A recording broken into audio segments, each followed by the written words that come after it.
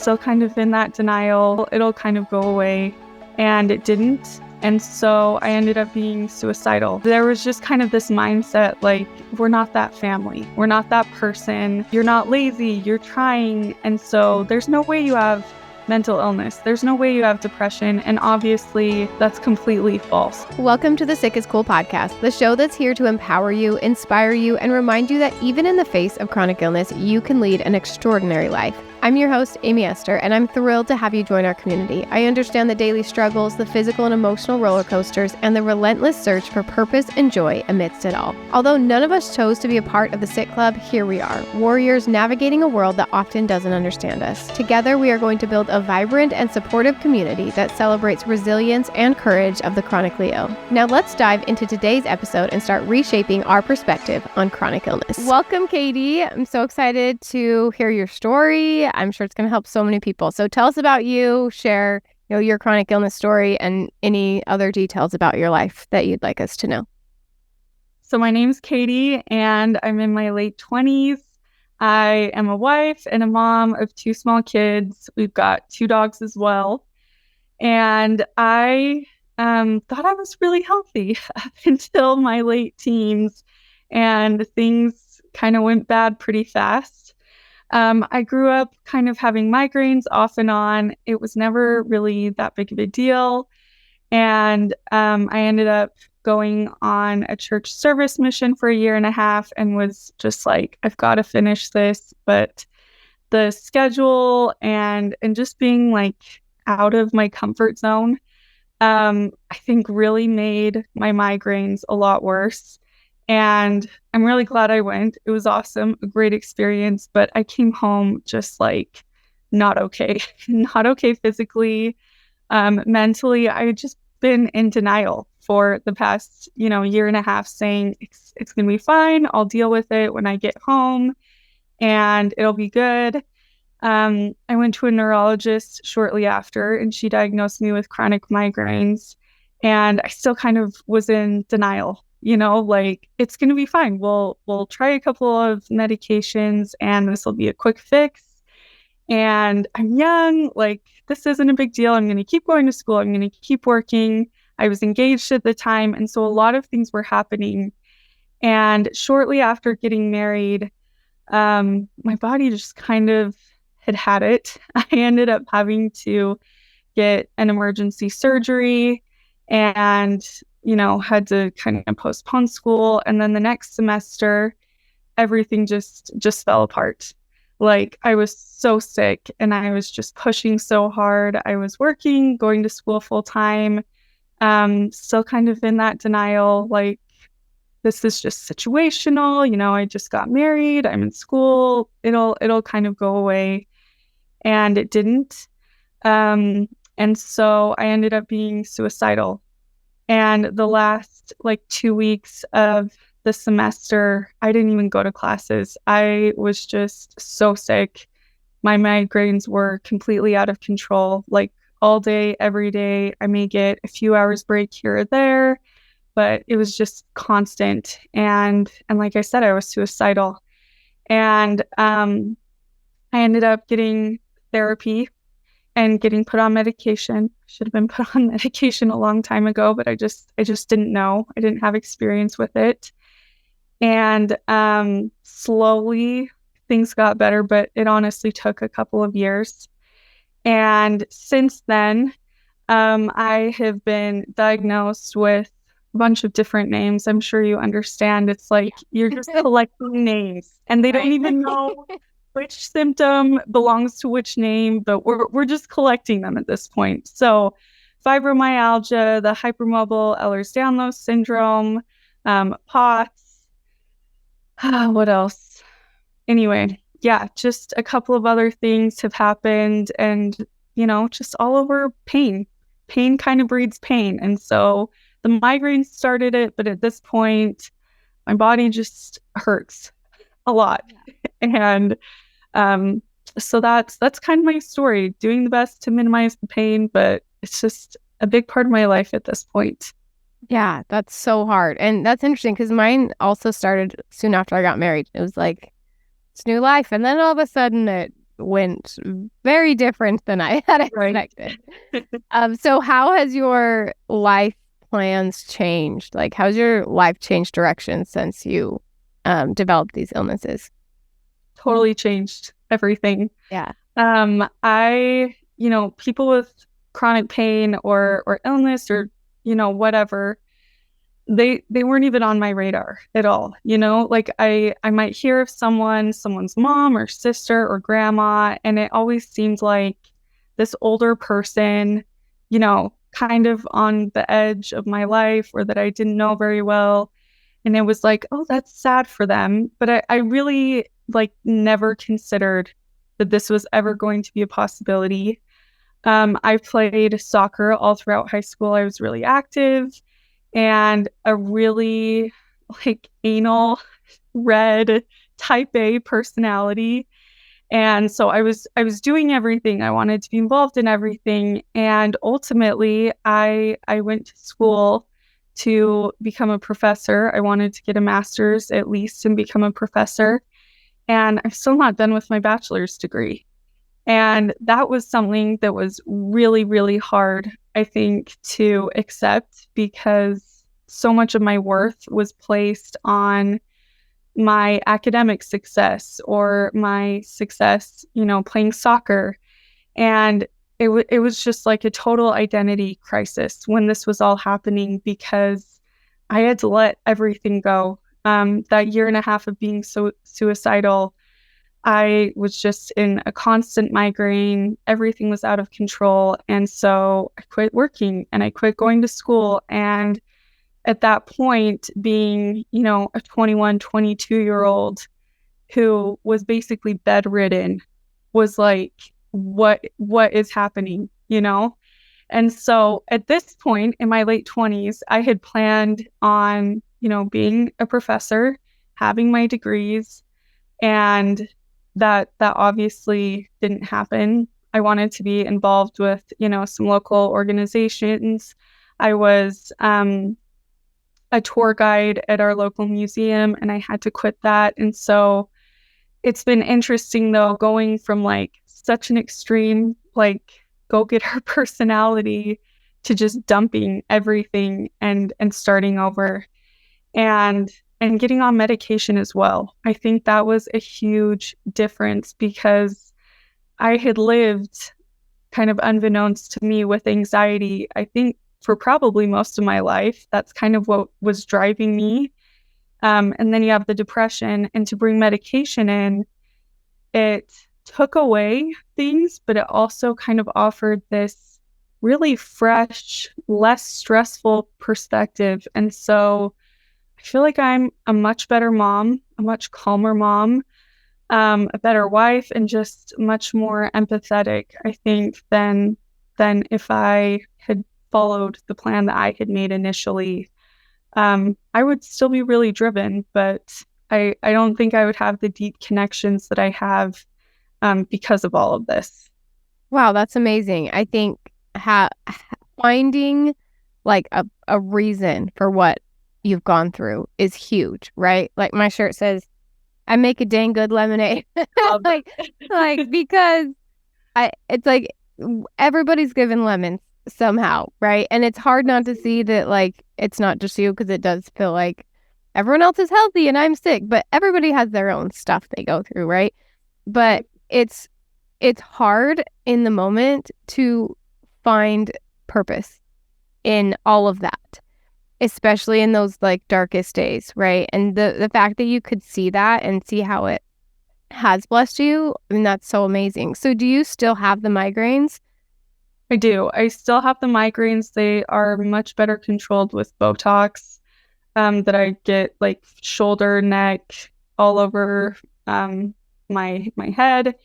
And they're so much better, but I still have them. There's usually a couple days a week that I'll get them at least for a few hours. I'll have a migraine, which is way better than all day, every day.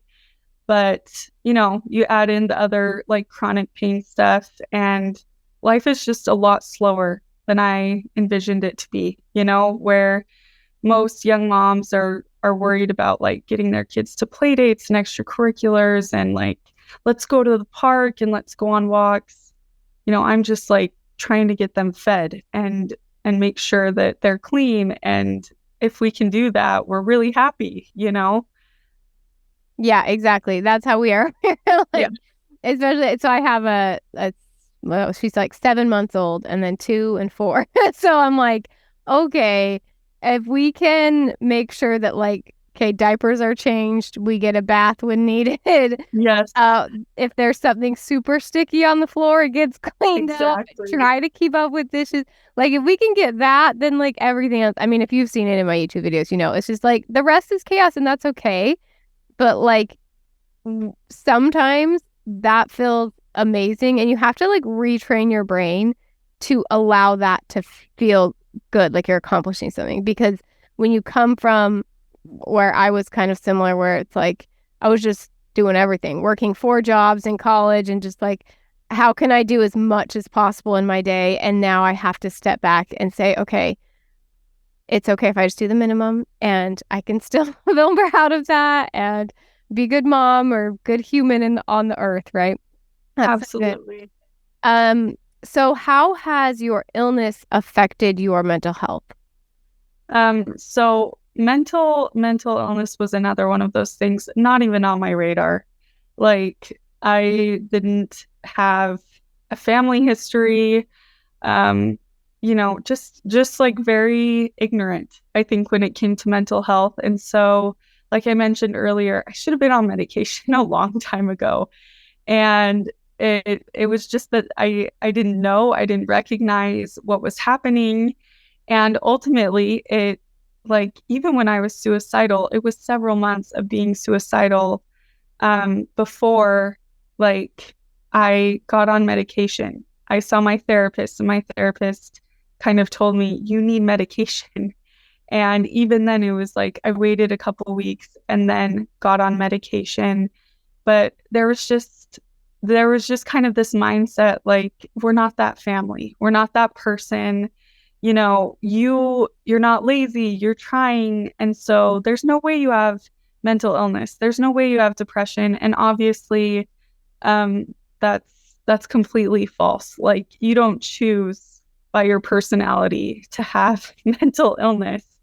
And so much of your physical pain is connected to that mental and emotional pain. It's all a part of you. And so it really has, I think, opened my eyes to what other people go through, what other people have gone through. And more than anything, I just am really grateful for the support that I got from my therapist, from my family. There were a lot of things that were said in the beginning, year or so, that maybe weren't the best, but we were all just learning together. My parents and my husband actually was much more familiar with mental illness. So I was so grateful for him, because coming back from my therapy appointment and saying, hey, I think I need medication, he was immediately like, well, yeah, I could have told you that. I've been trying to get you medicated, and it wasn't anything to be ashamed about. My therapist, when he talked to me about medication, he gave me this great analogy that I played soccer, and he said, you're trying to play a soccer game. Everyone else has their cleats on, and you're running around without cleats, and you're not going to be effective. And it's not your fault that you don't have cleats, but you need your cleats on. And that made so much sense to me, because medication, it doesn't give you this superpower where you're always happy. It doesn't put you ahead of the game.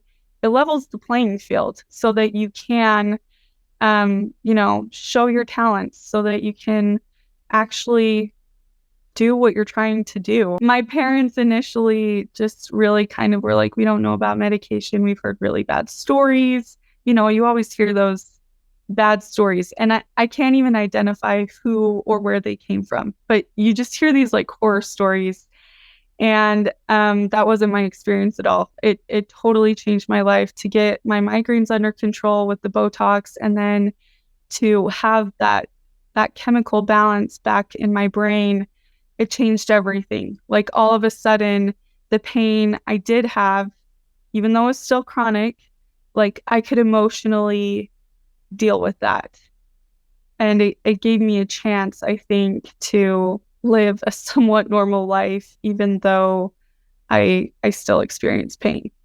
That is so, so helpful because I think we all have to figure out what works for us. I was just talking to someone earlier today was saying, I tried all the medications. I had all these side effects. I felt terrible. And then when I started doing supplements, they worked really well for me. And then I have talked to someone else where it's like the supplements didn't work and the medication didn't work, but it was food that like changing my diet that helped me. And some people, it's like, it's a little bit of everything. Yeah. And I don't think there's shame in anything. Like you said with the cleats, that's such a good analogy because we all have our own set of cleats we got to find, right? Or we have to get the like different parts. We have to get the cleats and the shirt and the pant. Like we got to get all of it. And it might be different than what other people see or what works for someone else. So how do you deal with other people who don't understand either they're judgmental about the medication or about anything that you're feeling or you're doing? How do you deal with that? I think it was really helpful that I kind of had my own ignorant stereotypes. And so I can look at other people and just give them the benefit of the doubt and say they just really don't understand. And frankly, I don't want everyone to understand, I'm not wishing this on anyone, and they'll have their own things. I remember talking to my mom and just telling her, like, this is so hard. All my friends are in college, like, they're doing fun things, they're playing intramural sports, they're out with friends, and I'm like stuck in a bedroom in bed in the dark. And she told me the older you get, your friends are going to understand more because they'll have their own challenges and they'll like learn empathy. Empathy's learned. And so I've noticed that, like, even in the past couple of years, as I'm nearing my 30s, I get together with friends and it's like they don't understand, but they're very kind and they'll tell me some of their problems. And I may not understand, but I know it's hard on them and I can be empathetic. And so I've explained to like family members who have asked, how can I better support you? Or how can I better support someone else? And I really think it's like channeling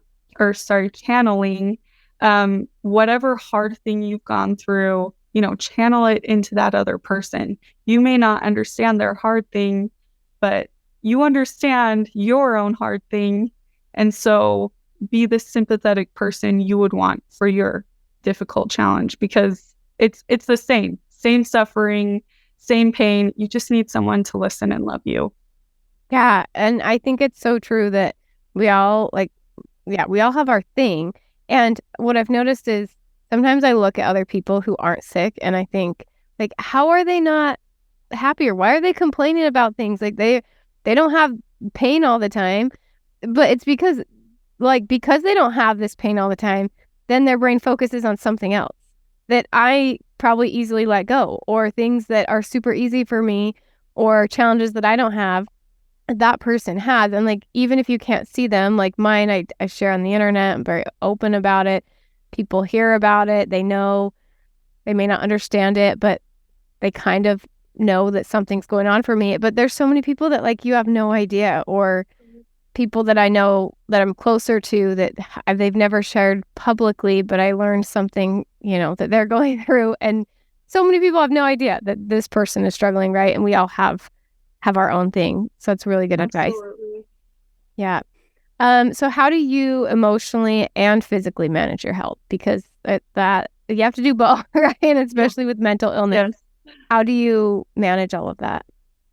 The medication for sure. And I like what you said earlier, that everyone is different. You have to find what works for you. That oftentimes means trial and error. And I think that is like emotionally and physically draining. So I think when you do find something that works, it's so exciting because maybe you can like stop looking for a minute and just enjoy, whatever you can start doing again. And so medication's a really big one. canceling things. If I make plans, my close friends know that I'll usually put kind of a caveat in that text message, like, same. let's plan on it. But I mean, I don't know how I'm going to feel, and I would love to get together with you still. So we'll play it by ear. I'm going to do my best. I really rely on my husband too. My husband, gets me. And so there will be times where he can see that I'm feeling depressed or anxious. And I'm like, I don't want to go out. I just want to do my own thing. And there's been times where he has said, you need to get out. Like, I can tell at this point, you need to get out. Don't get ready. Like, let's just go somewhere. Let's go, see your family or my family. We just need to get out of here and kind of give you a distraction. And so it's just that constant like balance, right? Of not doing too much, but also doing enough that you feel like you've got connection and people who love you. And so I think the social aspect of that is really important. And then also trying to find things that I can do that are like hobby based, that don't wear me out, that don't drain me, but that kind of fill me up. And that has been really touch and go as well. But there'll be times where I feel good enough to read a book. Not very often, but I can pick up a book and read it. Or there'll be times when I feel good enough to take the kids to the park and go on a walk. And it feels good to be out in fresh air. And so I think really it's just this constant balance, right, between exercise and your hobbies and your social life and like the medication and the natural things. And so just trying to be aware of that and consciously ask myself, what's really going to make me feel good right now, I think has been a good question that I ask myself. Yeah, I think that's so important. I think I'm always like trying to figure out the balance. Like it's never really perfect, but there are days where, I just have to get out of the house or I'm going to go crazy, even if I feel so sick. But then I know I'm going to feel physically worse after, but mentally it's like, I need it. So yes. I love like that your husband is like, he could see, because my husband's the same way. Like he just tells me like, you need to do this either. Like, and it's like, sometimes he knows better than I do. Yes, for sure. He can see the whole picture. I'm feeling emotional. And like, I like to think about like, we have an emotional side of our brain and a logical side. And he's seeing the logical side that like, okay, this would help her. And I'm in the emotional state where I can't even think logically. And I'm just in my own head. Like, I don't want to go, or opposite. Like, I do want to go. I need to get out. And he's like, no, you need to stay. Right. I think that's important. And like surrounding yourself with people who care about you. I like talk so much about how we shouldn't make other people understand our illness. And some people hate when I say that, but it's so true. Like, if you try to force everyone to understand it, like, you're just going to be miserable the whole time. But I think you will find those people who care enough to like invite you last minute, and just know that like it's better if you invite Aimee last minute, because she'll know exactly whether or not she can go, instead of planning things 2 weeks in advance, because I almost always will miss it if it's planned too far in advance. Yes, for sure. And like the physical side of medications and diets and supplements and all the things. Yeah, I think it all of that, we have to give ourselves grace that it's going to take us time, and we don't have to be in a hurry to figure it all out all at once. And we're going to learn things along the way. And when you find something that works for you, you get so excited, and then you want to share with everyone, even though it's not going to work for everyone, right? Absolutely. So when you hear people's story of like, this thing changed my life, we need to remember, like, just because it changed that person's life, we're so happy for them, but our story might be different, and that's okay. Right. Absolutely. So how do you find hope through all of this pain that you experience, both physically and mentally? I think on the bad days and the days where, I have the pain and it's not going away, and it's like days are starting to kind of bleed into weeks and months. I think that the biggest thing that I remember is that I got out of that like deep, dark hole once, and I'm not going to go back there. I've set all of these like red flags in my brain, just kind of, not even consciously, but unconsciously, that I'm not going to get there. I'm not going to get to that point. And so I've done it before though, and I know I can do it again. And that time where it was a year and a half and where I was like praying to just die, give me permission to die. That ended. And like, I never thought that was going to be possible. I never thought that I would get to a place where I could say I'm happy and I'm living a fulfilling life, even with this pain. It just seemed like it would never end. And so I remember that, and I remember that tomorrow could be better, and it may not be, but it has the potential to be better than today.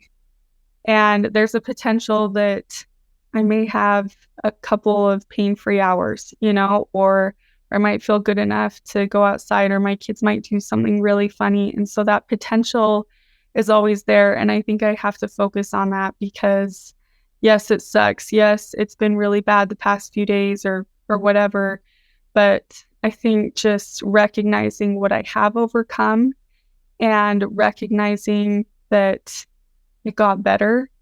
And so there's potential that it will get better again because it's gotten better before, and tomorrow could be better than today. Yeah, that's so true. I always think like if I'm in my lowest point, then great, that's my lowest point because it can only get better from here. And no matter what, like I know that it's not going to be like this forever. When you think in your logical brain, not your emotional brain, right? It's not going to be forever. But it's definitely hard in those moments to not feel like, everything's caving in and how do we keep going? And it's sometimes it's just the small things, like one more day, like I'm just going to get through today, or I'm just going to get through this hour, or even this like next 10 minutes. Like, how can I get through the next 10 minutes right now because I'm struggling so much? Or who can I turn to? I think sometimes even just like talking it out and sharing it with someone else can be helpful and getting it out. But can we make it just a little bit more? Because eventually we will make it out of that hole. It's unfortunately very common to feel depressed, hopeless, and even have suicidal thoughts if you're feeling physical pain all the time or a lot of the time. So what advice do you have for anyone who is in that? They're in the spot that you were in a few years ago, feeling stuck. I agree with you. I think this happens a lot more than we talk about. And since that time, I've kind of like, okay, was it me? Am I crazy? Or does this actually happen to other people? And the Mayo Clinic has articles on this, and there's other scholarly sources and studies that have been done that do prove that like there is this connection. If you have physical pain, that there is probably going to be some mental illness. Maybe not for everyone, obviously, but there's a connection there. And I would just say, if you're in that dark spot, to give yourself grace and trying to find treatment. Push a little when you feel like you can. Go seek that treatment when you feel like you can. When you can't, it's okay to rest and to recover, because I think that was a really hard thing for me to know. I need to find something. I can't live like this forever.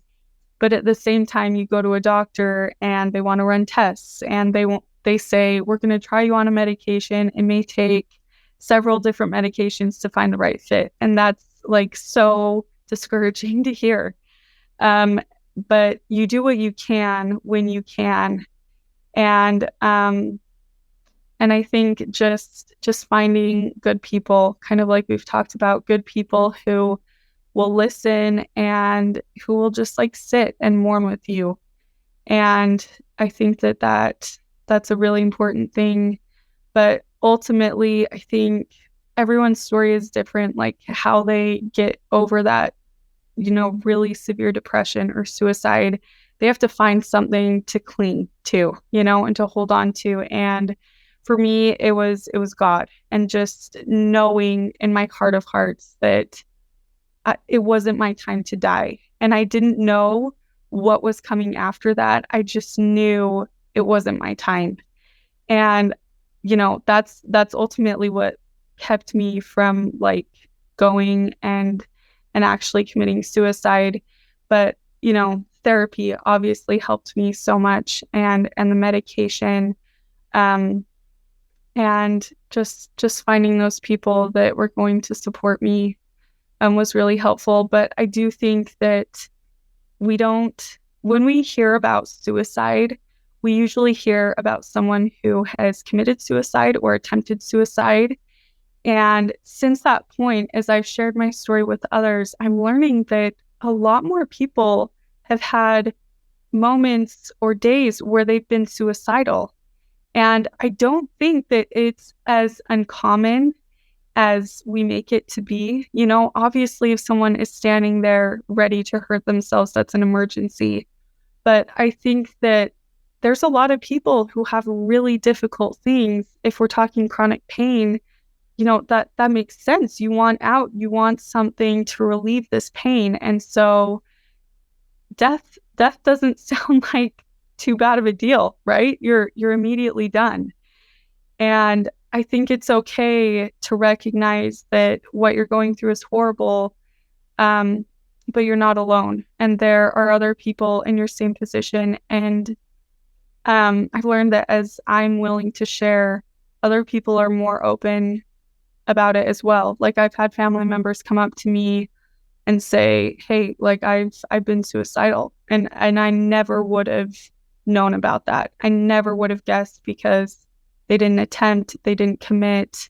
They just were having really difficult challenges, and it pushed them to wishing that they could be done, And so I think the more that we share, it really gives power. It takes away that shame and the fear of feeling like, death might be the only option. It's just really helpful to speak those words, to say, I have a plan, and this is why I feel that way. And people, I think, can be a lot more kind and sympathetic than we know. But we need to share, and we need to, I don't know, take away that power of just like having it stuck in our heads. There's power when we say those things. Yeah, I think you're right. Like so many people that just like we don't know, like we were talking about what someone else is going through.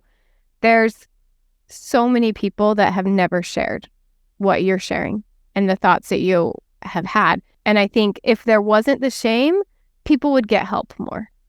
Absolutely. Do you have any other advice for anyone living chronically ill, whether physical or mental, that you want to leave us with? I think the advice would be, it could be better tomorrow. I think that's ultimately what I rely on and what I have to think through those hard days, that tomorrow could be better.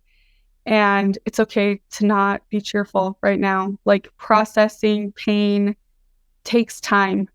And that was something I really didn't understand. As I've kind of dug in and done some research, I found out that there's actually a stages of grief model for chronic pain. And I didn't say that right, but it's something along those lines. And I thought that was so interesting and made me feel so validated, I think, to see that this is normal. Like if you have pain, you should be feeling this way. This is a natural response to pain. And so it's okay. It's okay to be feeling hopeless and discouraged, and to just know that that's part of the grieving process. That's part of the healing, is feeling those really uncomfortable, sad emotions. But ultimately there is hope, that if you can feel those things, if you can kind of work through those things, there is a light at the end of the tunnel. There is the possibility that you'll have an amazing wonderful life, where you will be able to influence others for good, and where you'll be able to fulfill dreams. And even though it feels so out of reach, it's possible. But it's one day at a time, right? And it's processing difficult emotions, but ultimately that potential is still there. You're still valuable, no matter if you only got out of bed this morning to get breakfast and you went right out of bed, your value's still there. That doesn't change. It doesn't. That was so beautifully said. I don't even have anything to follow up on that because it's just a great ending. If anybody needs help from you or advice from you, do you have any resources? Yes, I have my own YouTube channel, and I'm totally sporadic. I'm not like scheduled, but that's how I've been. Since the baby, I don't know when this podcast is going up. Right, we're all just doing our best. Yeah. But the name of that is Sunshine and Pain. So kind of a play on sunshine and rain, because we can have sunshine amid the pain. That's beautiful. I love it. And I'll link it in the show notes on the podcast or in the description on YouTube. So you can go check out her YouTube channel. I've watched some of your videos and they are super helpful, and you're just so honest. And I think that is what we need. We need people who are honest, and it's sometimes hard to share real life because so much of social media is fake. It is the perfect version of people, and we're not really like that, especially for live. Yeah. Oh, definitely.